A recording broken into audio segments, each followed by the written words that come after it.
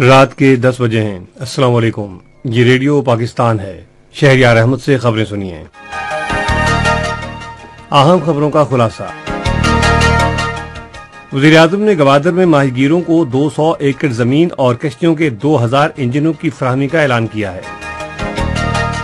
امور خارجہ کی وزیر مملکت نے اقوام عالم کی طرف سے جمہوریت، قانون کی حکمرانی، بہتر نظم و نسق اور انسانی حقوق کے احترام کو امن و استحکام کی بنیاد کے طور پر تسلیم کرنے پر زور دیا ہے۔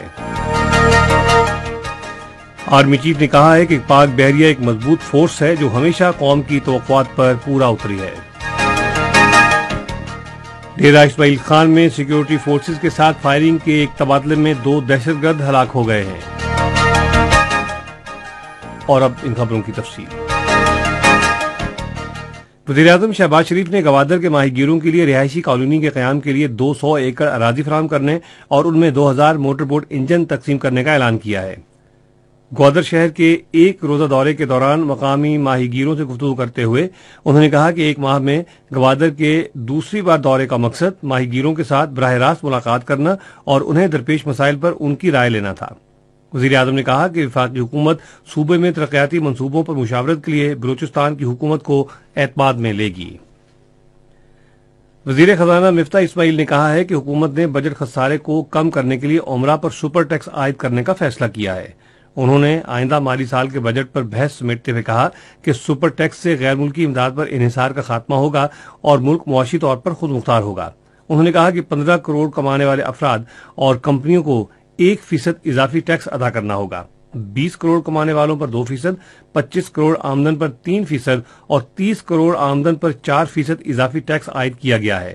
انہوں نے کہا کہ یہ ٹیکس 1 سال کے لیے ہوگا۔ وزیر خزانہ نے کہا کہ تیل اور گیس، سگریٹ، سیمنٹ اور LNG ٹرمینل سمیت زیادہ آمدن والے 13 شعبوں کی نشاندہی کی گئی ہے جن کی 30 کروڑ روپے کی آمدن پر 10% سپر ٹیکس عائد کیا جائے گا۔ انہوں نے واضح کیا کہ یہ ٹیکس صرف ایک بار لیا جائے گا۔ وزیر خزانہ اور محصولات مفتاح اسماعیل نے کہا ہے کہ اسٹیٹ بینک کو چینی کنسورشیم کا 2 ارب 30 کروڑ ڈالر کا قرضہ موصول ہو گیا ہے۔ آج ایک ٹویٹ میں اس بات کا اعلان کرتے ہوئے انہوں نے کہا کہ اس رقم سے پاکستان کے غیر ملکی زر مبادلہ کے ذخائر میں اضافہ ہوگا۔ امور خارجہ کی وزیر مملکت ہنا ربانی کھر نے اقوام عالم کی طرف سے جمہوریت، قانون کی حکمرانی، بہتر نظم و نسق اور انسانی حقوق کے احترام کو امن و استحکام کی بنیاد کے طور پر تسلیم کرنے پر زور دیا ہے۔ وہ روانہ کے شہر کیگالی میں دولت مشترکہ کے امور خارجہ کے وزارتی اجلاس سے خطاب کر رہی تھیں۔ وزیر مملکت نے زور دیا کہ ان اقدار خاص طور پر انسانی حقوق کے احترام اور حق کے خود ارادیت کو صرف اسی صورت میں بڑے پیمانے پر تسلیم کیا جا سکتا ہے اگر ان پر عالمی سطح پر بلا امتیاز عمل درآمد کیا جائے۔ بحری فوج کے سربراہ جنرل قمر جاوید باجوہ نے کہا ہے کہ پاک بحریہ کی تاریخ بہادری اور قربانیوں کی شاندار روایات پر مبنی ہے۔ وہ لاہور میں پاک بحریہ کے وار کالج میں بحریہ کے 51ویں سٹاف کورس کے شرکاء سے خطاب کر رہے تھے۔ آرمی چیف نے زور دیا کہ پاک بحریہ ایک مضبوط فورس ہے جو ملک کی سمندری حدود کا دفاع کر رہی ہے اور وہ ہمیشہ قوم کی توقعات پر پورا اتری ہے۔ جنرل قمر جاوید باجوہ نے شہدائے پاکستان کو خراج عقیدت پیش کرنے کے لیے یادگار شہداء پر پھولوں کی چادر بھی چڑھائی۔ ڈیرہ اسماعیل خان کے علاقے کولاچی میں سیکیورٹی فورسز کے ساتھ فائرنگ کے تبادلے میں 2 دہشت گرد ہلاک ہو گئے ہیں۔ فوج کے شعبہ تعلقات عامہ کے مطابق ہلاک ہونے والے دہشت گردوں کے قبضے سے اسلحہ اور گولہ بارود بھی برآمد ہوا ہے۔ یہ دہشت گرد سیکیورٹی فورسز کے خلاف دہشت گردی کی کارروائیوں میں ملوث تھے۔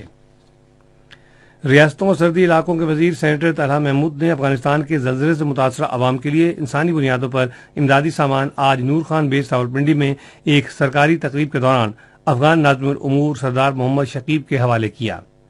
تقریب میں قدرتی آفات سے نمٹنے کے قومی ادارے کے چیئرمین لیفٹیننٹ جنرل اختر نواز، NDMA، وزارت خارجہ اور افغانستان کے حکام نے شرکت کی۔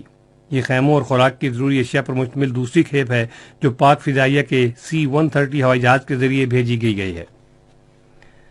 یورپی یونین کے رہنماؤں کا 2 روزہ اجلاس آج برسلز میں ختم ہو گیا۔ یورپی یونین کے رہنماؤں نے یونین کے ملکوں میں مہنگائی اور سست اقتصادی ترقی کا الزام یوکرین پر حملہ آور ہونے پر روس پر عائد کیا۔ اجلاس کے دوران آج یورپی یونین کے رہنماؤں نے فیصلہ کیا ہے کہ کروشیا کو آئندہ سال سے یونین کی مشترکہ کرنسی استعمال کرنے کی اجازت ہوگی۔ پہلے روز رہنماؤں نے یوکرین اور مالدووا کو یورپی یونین کی رکنیت دینے پر اتفاق کیا۔ اسی کے ساتھ خبریں ختم ہوئیں۔ مزید خبروں اور تصویروں کے لیے آئیے ہماری ویب سائٹ پر پتہ ہے radio.gov.pk اور فیس بک کے link radio Pakistan news official پر براہ راست ویڈیو سٹریمنگ بھی ملاحظہ کی